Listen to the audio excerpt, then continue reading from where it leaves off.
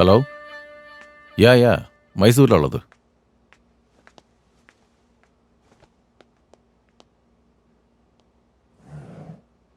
ശരിയാ, അന്ന് 1 to 10 റാങ്കിങ്ങിൽ വിൽസന് അൺപ്രഡിക്റ്റബിൾ തന്നെയായിരുന്നു. Any guess 4 of the kind. അവൻ ജയിച്ചു. പക്ഷെ അൺഫോർച്ചുനേറ്റ്ലി ഞാൻ എൻ്റെ കാർഡ് ഹോൾഡ് ചെയ്തു.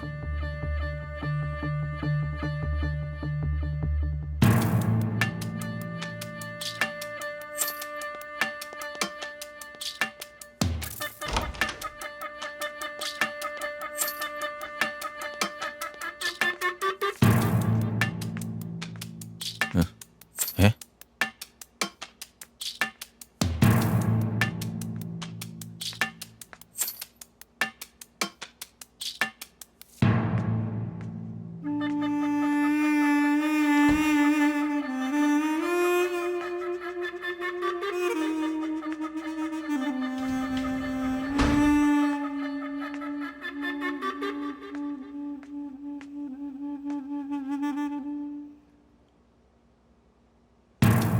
ഡാനിയൽ, ഈ ലാപ്ടോപ്പ് എങ്ങനെ നീ യൂസ് ചെയ്തോ? ഇല്ല.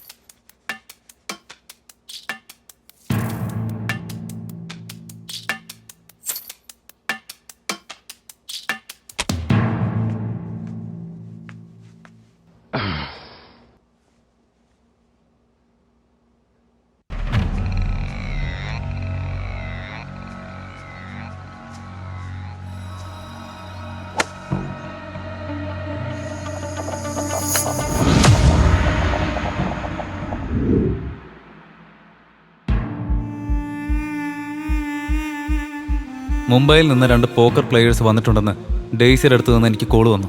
എന്നാൽ ഇവർ വെറും പോക്കർ പ്ലെയേഴ്സ് മാത്രമല്ല, ദേ ആർ ഷൂട്ടേഴ്സ്. എന്തോ ഒരു അസൈൻമെന്റിന് വേണ്ടി മൈസൂരിലേക്ക് വന്നവരാണവർ. അന്ന് രാത്രി അവരുടെ ലാപ്ടോപ്പിൽ നിന്ന് 2 കാര്യങ്ങൾ മനസ്സിലാക്കാനായി. ഒന്ന്, ഞങ്ങളുടെ അച്ഛൻ്റെയും അമ്മയുടെയും ഇൻസിഡന്റിന് അവരാണ് കാരണക്കാർ. മറ്റൊന്ന്, ഇവർക്കിതുവരെ തോൽവി എന്നതുണ്ടായിട്ടില്ലെന്ന്. 2 പേരും ഡിസൈഡ് ചെയ്തു ഇവരുടെ 2 പേരുടെ പ്ലാനിനും ഒരു പ്രീ പ്ലാൻ ഉണ്ടാക്കണമെന്ന്.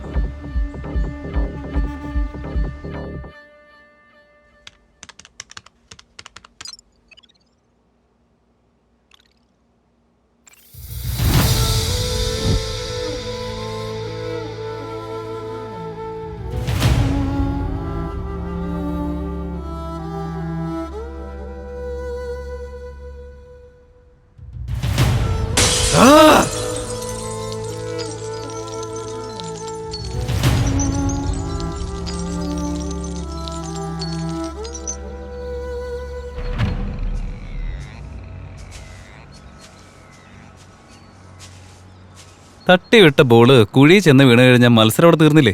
അതുപോലെ മനുഷ്യനെ കുഴിക്കാത്തിട്ടിട്ട് കളി തീർന്നെന്ന് വിചാരിക്കുന്നത് മണ്ടത്തരം.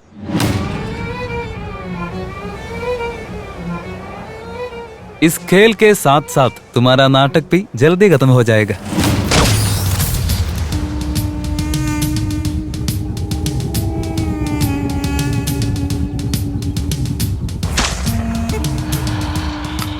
It's clear.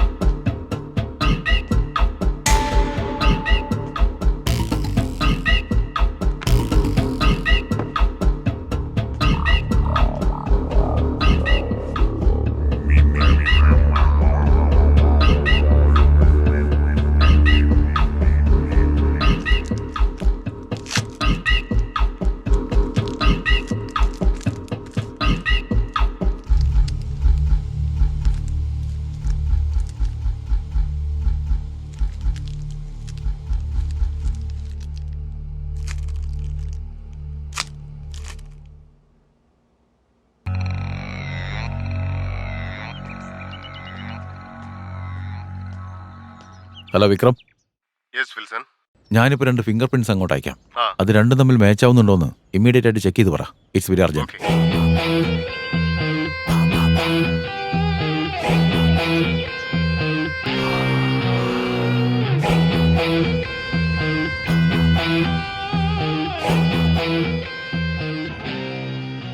ഒരു ഇമ്പോർട്ടന്റ് കാര്യം ചോദിക്കാൻ വേണ്ടി വിളിച്ചതാ.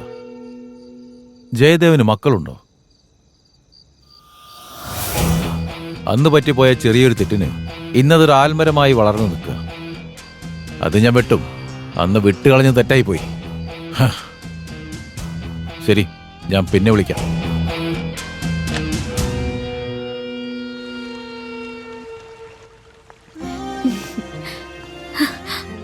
ഇതെന്തായാലും അവനോട് പറയണം.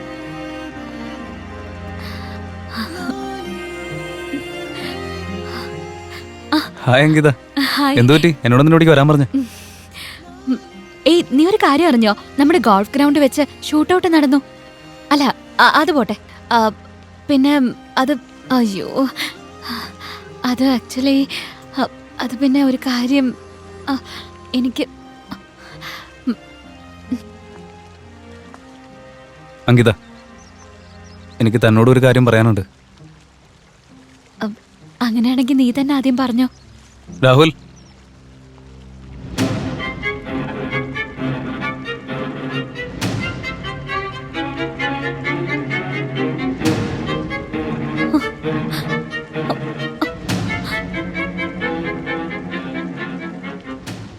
നിങ്ങൾ രണ്ടുപേരും ട്വിൻസ് ആണോ? അതെ.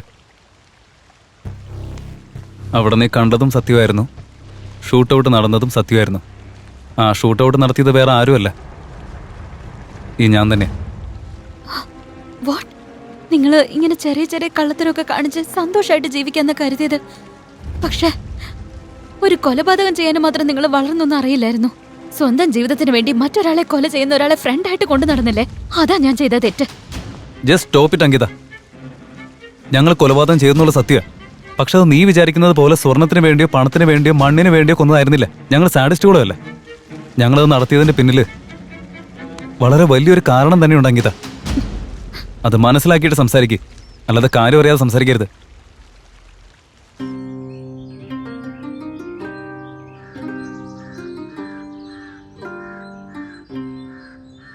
എല്ലാവരുടെയും പോലെ ഞങ്ങളുടെയും നല്ല സുന്ദരമായ കുടുംബം. അച്ഛൻ, അമ്മ, ഞാൻ, ഇവൻ നല്ല അന്തസ്സോടെ മാത്രം ജീവിക്കുക എന്നതായിരുന്നു ഞങ്ങളുടെ അച്ഛൻ്റെ പോളിസി. ഞങ്ങളുടെ അമ്മയാണെങ്കിൽ എല്ലാവരും സന്തോഷത്തോടെ ജീവിക്കണമെന്ന് ആഗ്രഹിക്കുന്ന ആള്. പ്രാർത്ഥന, മക്കള്, ഭർത്താവ്, ഇത് മാത്രമായിരുന്നു അവരുടെ ലോകം.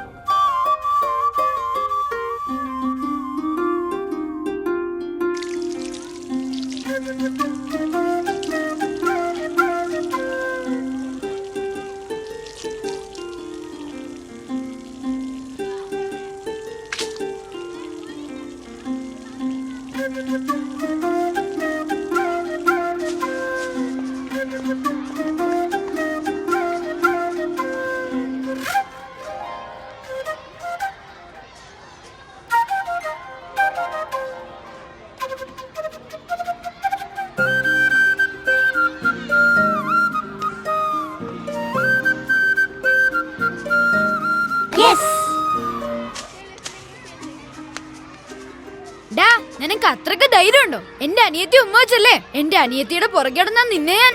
നീ എന്ത് ചെയ്യോടാ? ഒരു തവണ അവിടെ ചെയ്തു നോക്ക, അപ്പൊ ഞാൻ കാണിച്ചു തരാം. എന്നോടാണോ നിന്റെ കളി? നിന്നെ ഞാൻ ഇന്ന് ശരിയാക്കി തരാടാ.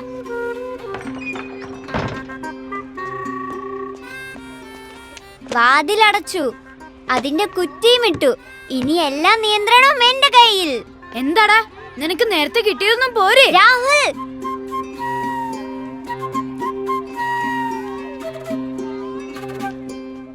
അടിക്കടാ, കടിക്കടാ, അടിക്ക്, കടിക്ക്, അടിക്ക്, കടിക്ക്.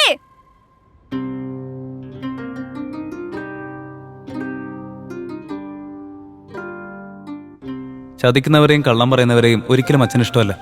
ബിസിനസ് കാര്യങ്ങളിൽ വളരെയധികം സ്ട്രിക്റ്റാ. കാപട്യമില്ലാത്ത മനുഷ്യൻ. ചില സമയത്ത് അച്ഛന് ഓരോ കോളുകൾ വരുമ്പോൾ ഒരുപാട് ടെൻഷൻ ആവാറുണ്ട്. ഞങ്ങൾക്കാർക്കൊന്നും മനസ്സിലാവാറില്ല.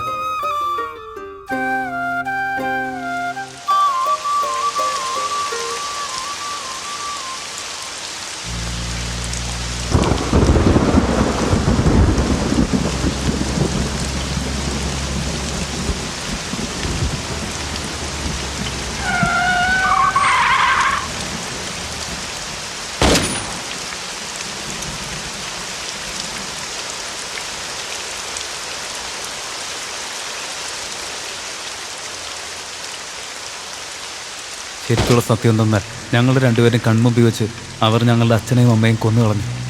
സത്യസന്ധമായി ജീവിച്ചതുകൊണ്ട് അച്ഛന് കിട്ടിയ സമ്മാനമാണ് മരണം. അന്ന് ഞങ്ങൾ രണ്ടുപേരും തിരിച്ചറിഞ്ഞു സത്യസന്ധത എന്നതൊക്കെ ഈ ലോകത്തിൽ വെറും പറച്ചിൽ മാത്രമാണെന്ന്. അമ്മേ!